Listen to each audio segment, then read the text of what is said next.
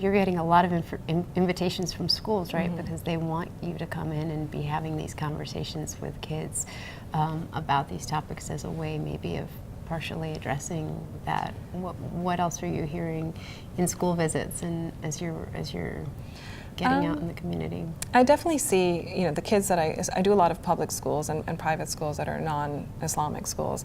And so, all of these schools have a certain percentage of Muslim kids. They don't know, obviously, when they invite me how many there are, but it's always encouraging to see how many kids just react to me. I'll see all the kids in the audience like pointing to a kid when I mention a name and that child has that name, or just all the connections that they make in terms of and wanting to share that I celebrate that holiday, or my family's from Pakistan, or whatever it is, and then to see beyond that the connections that other kids make, that when I talk about the hijab or I talk about the kufi in Golden Domes, that kids will bring up the yarmulke or the kippah, and the kids definitely can identify, especially if you make those connections, that a mosque is like a temple or a church, or they relate to it very easily.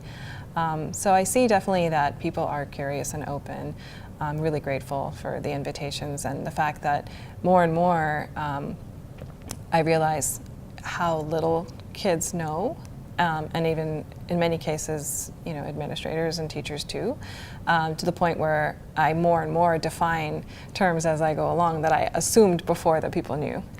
Even Muslim, for example. I thought everyone knew what a Muslim was, and now I make sure that they understand what Islam is, very basic things. And then in terms of reactions, I see that depending on the age, of course, I talk about different things. Sometimes it's a very general introduction, sometimes it's very focused on my books, but at times I do talk about Islamophobia directly with the permission of the school, and it's very well received. I think kids naturally have so much empathy and a sense of fairness, and they hate to hear that anyone's being mistreated.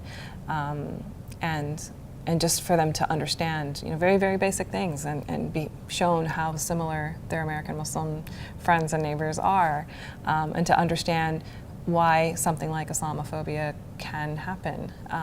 I talk a little bit about statistics, that 60% of Americans say they don't know a Muslim person, and how 50% of Americans say they know little to nothing about the religion, and I ask them to make that connection. So if you don't know anyone personally and you don't really know anything about something, what might happen? And they get it, and they'll say things like you can make assumptions, or you can start to stereotype, and so it's been a really interesting time, especially in the last year, a lot of the visits I've done, and to see from both sides the Muslim kids feeling, I feel a bit proud or relieved almost to have someone come and present to them, and then of course the reactions of other kids who are just very open to learning, have said that how much they've learned, or show genuine concern, asking me are your kids okay, things like that.